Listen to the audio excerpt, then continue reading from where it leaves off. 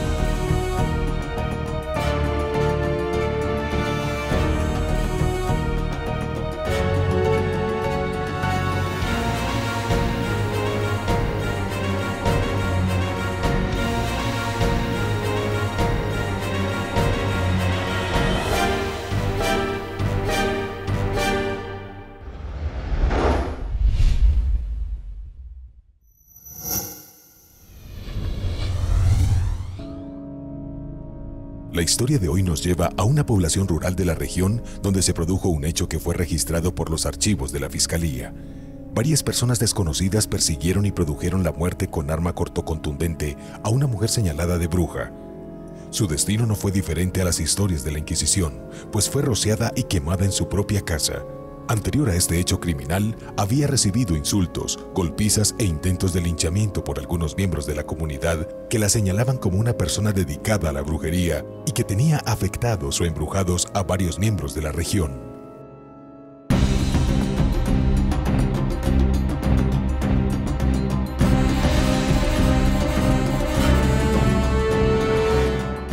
Evidentemente, Darío Cárdenas era el principal sospechoso. Él era el esposo de una de las supuestas víctimas que decía haber sido embrujada, porque escuchaban voces y veían la imagen de una mujer en la noche. Teníamos las razones que hubieran podido llevar a Cárdenas a cometer ese homicidio. Pero había más testimonios que serían definitivos en esta investigación. Esa mujer solo llegó a este pueblo para traer maldad y cosas malas. Y la ley me está acusando de algo que realmente no es justo. Aunque desde hace años atrás a Verónica Márquez se le tildaba de bruja, los verdaderos problemas comenzaron fue en marzo del año pasado, cuando 3 jovencitas del sector aseguraban que ella se estaba apareciendo en sus sueños. Posterior a eso, 2 hombres en moto la lesionaron y le lanzaron piedras a la casa, según las denuncias de su hermano.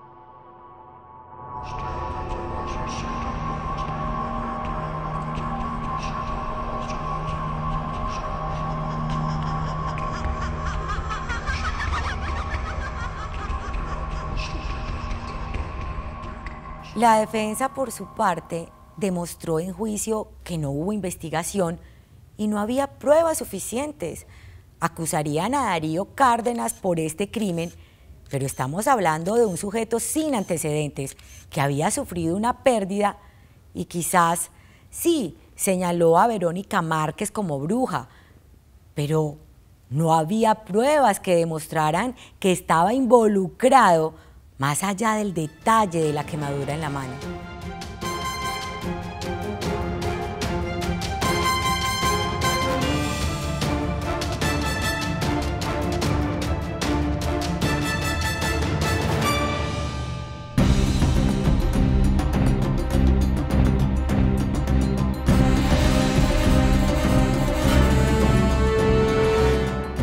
Debía haber un autor material del crimen. Este crimen no podía quedar en la impunidad.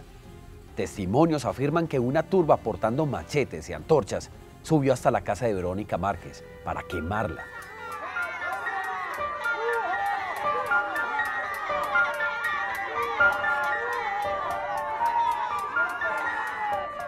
Volvimos al lugar de los hechos e indagamos con más testigos del lugar sobre lo ocurrido.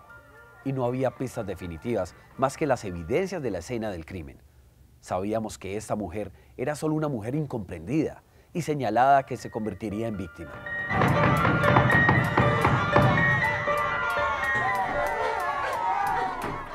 Así que después de analizar cada una de las pruebas presentadas en juicio por las partes, la defensa demostró que solo se veían pruebas indiciarias que no llevaban a concluir más allá de toda duda razonable que Darío Cárdenas fuera el autor del delito de homicidio agravado, y el juez decide absolverlo.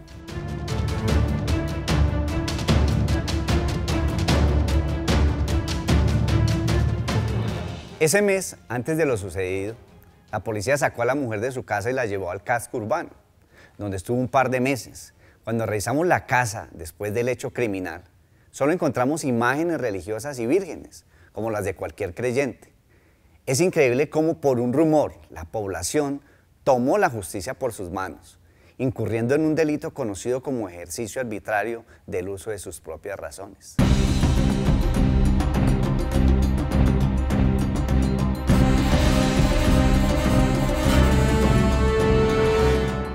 El mensaje para la sociedad es que precisamente antes de tomar partido y ocurre una tragedia como esta, denuncia ante las autoridades para que el aparato judicial pueda entrar a investigar y demostrar los verdaderos responsables del hecho, para brindarles confianza y tranquilidad. Verónica era una mujer muy dedicada al jardín. Ella era ama de casa, vivía sola. Quizá un poco desconfiada. Era muy reservada en sus cosas. No le gustaba que nadie se le acercara. Nuestra justicia está diseñada para dar un principio de oportunidad en el sentido que no podemos juzgar a alguien sin antes demostrar que efectivamente hay elementos de material probatorio en su contra. Por eso es importante asesorarse antes de acusar injustamente a alguien. Los organismos de seguridad estamos para servir y ofrecer las garantías a la vida, la honra y la propiedad de nuestra comunidad. Por eso la invitación es a que denuncien antes de cualquier situación para evitar caer en estos rumores y supersticiones que lo único que hacen es atentar contra la vida. Recuerden que la policía tiene una función preventiva también. La Fiscalía, dentro de su teoría del caso, tenía que demostrarle al juez de conocimiento que el señor Cárdenas era el autor del delito de homicidio agravado y con las pruebas allegadas al juicio quedaba más que demostrado tal conducta. Pero cuando la defensa empezó a hacer valer sus elementos, materias y testimoniales en el juicio, logró demostrar que la Fiscalía solo había manejado indicios. Ninguno señaló a Darío Cárdenas como el autor del homicidio en donde perdió la vida la señora Verónica Márquez. Así que después de analizar cada una de las pruebas presentadas en juicio por las partes, allí solo se veían pruebas indiciarias que no llevaban a concluir más allá de toda duda razonable que el acusado fuera el autor del delito de homicidio agravado y decide absolverlo. La superstición aún sigue siendo causa de desenlaces fatales producto de la intolerancia y el derecho a la defensa.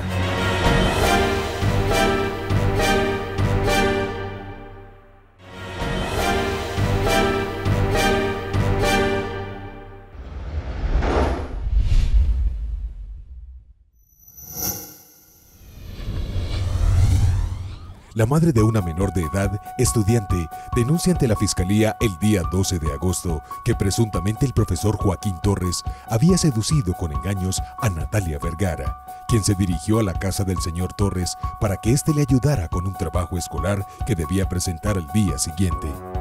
La menor solo recuerda haber entrado y, según afirma, el profesor le ofreció una bebida y posteriormente despierta horas más tarde en la cama con la presencia del profesor en la habitación.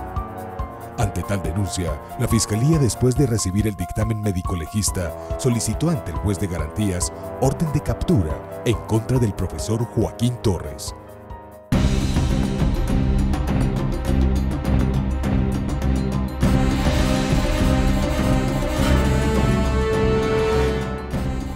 Ante la denuncia que se presentó a la Fiscalía, presuntamente el profesor Joaquín Torres había seducido con engaños a una menor de edad, Natalia Vergara, quien se dirigió a la casa del señor Torres para que éste le ayudara con un trabajo escolar que debía presentar al día siguiente.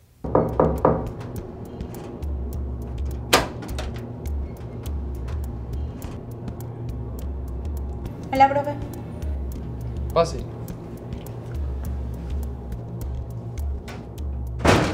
La menor solo recuerda haber entrado y según afirma, el profesor le ofreció una bebida. Posteriormente, solo recuerda haber despertado horas después en la cama con la presencia del profesor.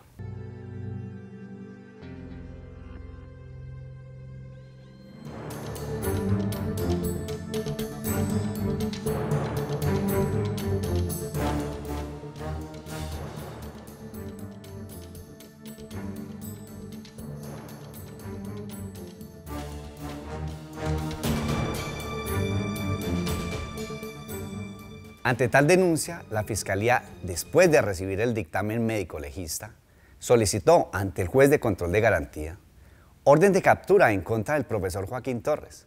Es ahí que nuestros oficiales procedieron a capturar a Torres, mientras se le comprobaba los cargos bajo los cuales había sido denunciado, entendiendo que la ley es muy severa en la protección a menores.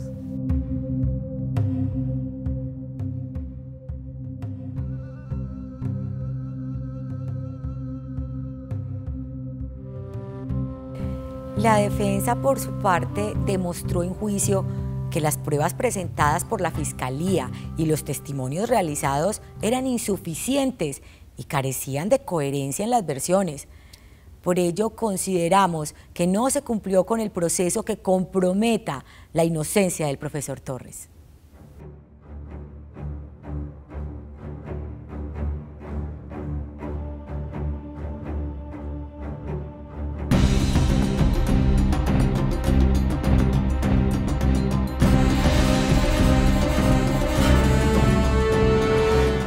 Estamos frente a una mujer que, fruto de la soledad y el desprecio de Torres, decide emprender acciones en su contra. Una mujer cegada por el dolor y por la rabia decide hacer una falsa denuncia comprometiendo todo el aparato judicial y llevando a comprometer la palabra de alguien que al parecer nunca tuvo trato más allá de lo académico con su alumna, la joven Natalia Vergara. Ella me contó que se despertó desnuda y sangrando. A mi hija la violó su propio profesor. Queda demostrado que la justicia vence al final. Lo que iban a hacer con Torres era condenarlo por un delito que no cometió. Y peor que eso, era acabar con su carrera, su relación de pareja. Y todo ello por una situación sentimental en la que él ni siquiera conocía y solo fue víctima de las mentiras. En las pruebas practicadas en la casa del señor Torres, no hallamos huellas que certificaran al 100% la presencia de la menor en el lugar de los hechos. Tampoco encontramos la supuesta bebida que al parecer condujo al estado de indefensión de Natalia Vergara, pero la medalla que hallamos debajo de la cama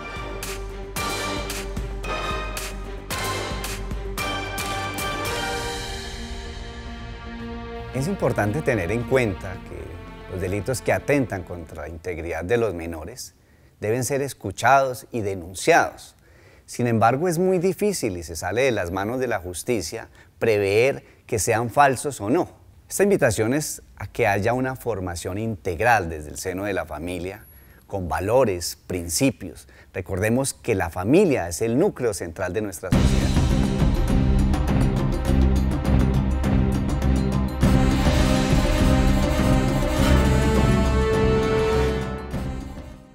El mensaje para la sociedad es que debemos cuidar a nuestros menores y estar muy alertas frente a las agresiones, vulneración y situaciones que pueden comprometer a nuestros niños, niñas y adolescentes.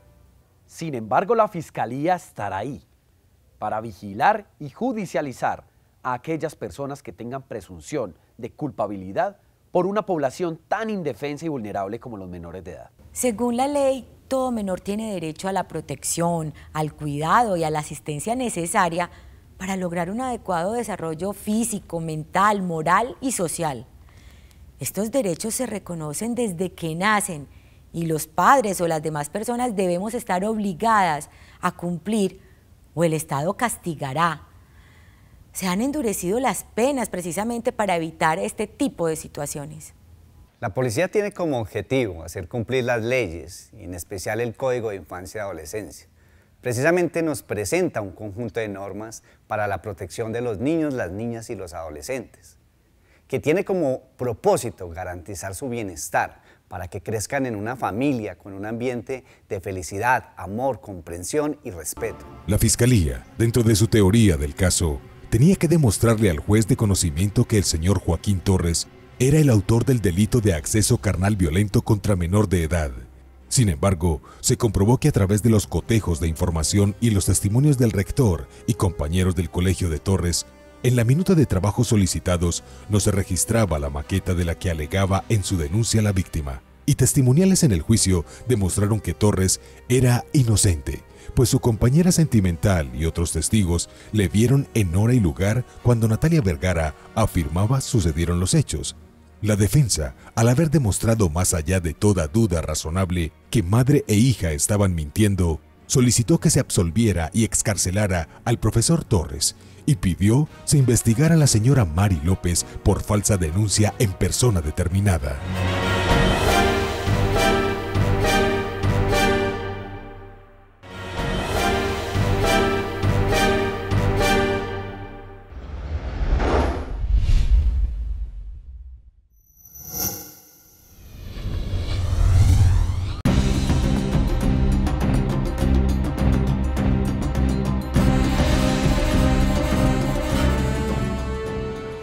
Este oscuro negocio mueve alrededor del mundo cifras millonarias. Cada año se registran alrededor de 60 denuncias por explotación sexual y comercial. No podemos ser indolentes frente a este fenómeno. Estás hecha un desastre. Yo de ti me metería a un baño primero. Lo que usted diga, señora, mire, yo lavo, plancho, barro. Es más, en mi pueblo aprendí contabilidad. Si quiere le ayudo con las cuentas. Ay, Dios, lo que dicen todas. De eso no me cabe la menor duda. Más bien preocúpese por pagarme la estadía, su alimentación y eso que me debe los pasajitos, mamacita. Muchas veces el detonante es la falta de oportunidades, pero cada vez son más las víctimas de este delito, que además tiene redes alrededor del mundo, y es necesaria la colaboración entre las agencias internacionales para hacer frente a este flagelo. El caso de Luisa es uno más de una cadena de engaños y manipulación de estas redes que se aprovechan de jovencitas inocentes que en busca de trabajo caen en sus manos.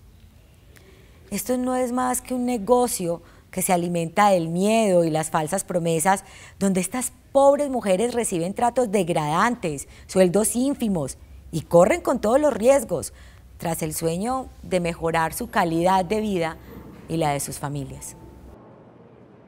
Bueno, niño, necesito que te pongas las pilas y te pongas bien bonita. Bien, mamacita, aquí viene el senador.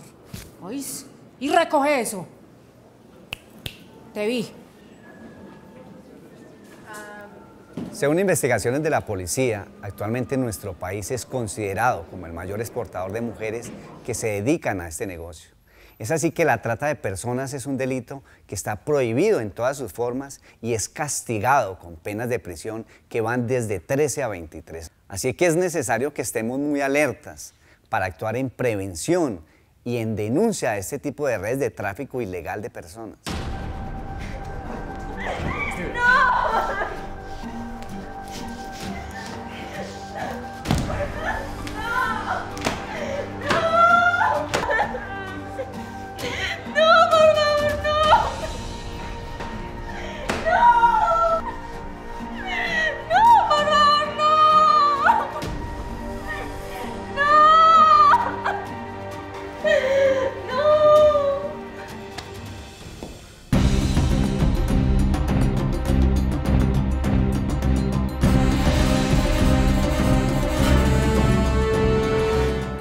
Estas redes de explotación sexual son empresas millonarias que deben ser desmanteladas para evitar que continuemos en este círculo vicioso que tanto daño le hace a la sociedad. Ya es la quinta chica que se nos va. ¿Qué vamos a hacer? Mire, señora, yo se lo advertí. La cosa no está fácil. Tenemos a la policía muy cerca. No podemos dejar que nos caigan. ¿Y vos crees que mi negocio lo voy a dejar a ir así como así? ¿No ves que me ha costado? Más bien andando los muchachos y decirle que necesito chicas, mercancía de la buena. Estos criminales no tienen contemplación para hacer de las suyas y abusar de sus víctimas. Estas redes están conformadas por extranjeros y nacionales que operan de manera clandestina y ven aquí otra fuente de recursos sin importarles el dolor de las víctimas, y en la mayoría de las veces amenazan a estas mujeres y a sus familias, y esto hace que se abstengan de denunciar. Muchos casos pasan inadvertidos para las autoridades. Se requiere un programa de restitución para las víctimas de este delito y crear mecanismos para reintegrarlas a la sociedad.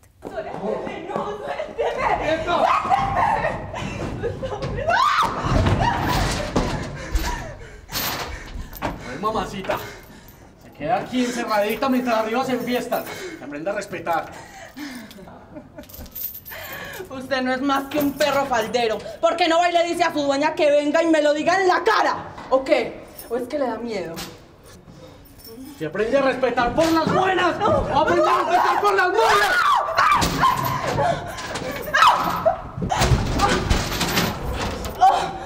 La prostitución y la explotación sexual están asociadas a redes de delincuencia que ven en este un negocio muy rentable, ya que no deben invertir mayor cosa para el desplazamiento y sostenimiento de estos lugares, y generalmente están relacionados con narcotraficantes y bandas dedicadas al tráfico de armas, extorsión, que encuentran en esta forma una renta fácil, ya que los tratantes pueden reducir costos logísticos y operativos.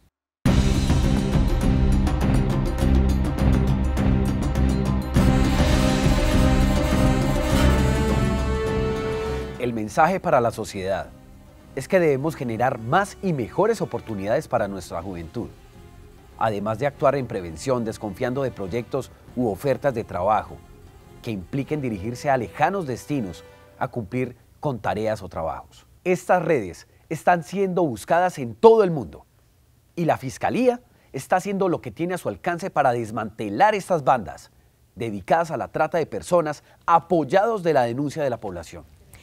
A pesar de la existencia de una nueva ley en contra de la trata de personas y el incremento de las penas, este es un problema de todos. Por ello, debemos actuar cuanto antes denunciando cualquier propuesta sospechosa y entregarse a la justicia en caso de participar de estas redes para poder judicializar a los responsables y garantizar una vida digna. La policía maneja una red de informantes y alianzas con organismos policiales en el mundo para desmantelar estas organizaciones criminales. Sin embargo, necesitamos de la ayuda de la ciudadanía. A este delito de la trata de personas está vinculado, sin estigmatizar, a los taxistas, operadores de viajes y guías turísticos, agencias de modelaje, que deben ser oportunamente denunciados para adelantar nuestras investigaciones. Estas redes manipulan a sus víctimas con la promesa de que les conseguirán empleos, como meseras en restaurantes, hoteles a las afueras de la ciudad. Muchas veces no hay que creer en estas promesas, sin antes cerciorarse de su veracidad.